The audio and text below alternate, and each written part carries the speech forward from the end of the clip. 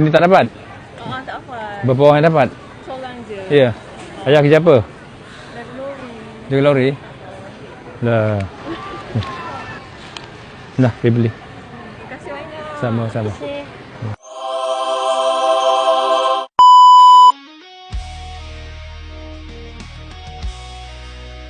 Alhamdulillah.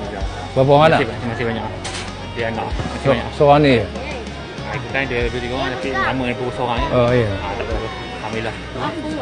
Pengumuman sekolah mana tu? Dekat sekolah gigi. Lapan Jaya? Oh. Kif haluka? Bil Khair. Apa ni nak bawa sini?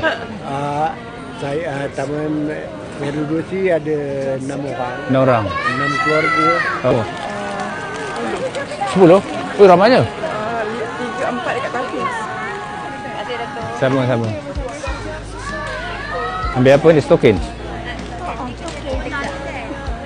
Kasut ambil? Dah ada? Boleh gambar? Gambar. Boleh ya? Gambar. Boleh ya? Okey. Okey. Terima kasih. Dia cakap boleh, cuma dulu waktu mula-mula keluar baru lahir doktor kata tak boleh cakap semualah. Oh. Dia kalau kita api tu kan. Alhamdulillah dia cakap.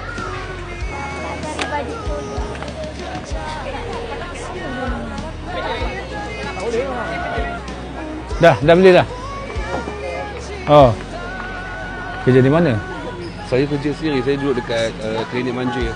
Oh. Alhamdulillah Dua dapat ya? Okey. Terima kasih Dato'. Sama-sama. Salam. Lama tak jumpa.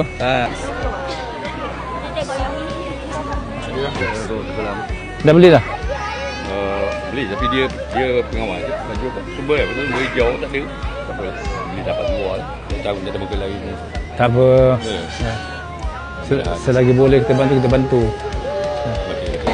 Ni dapat? Tak dapat? Macam mana tak dapat? Mai sini. Pergi beli kang.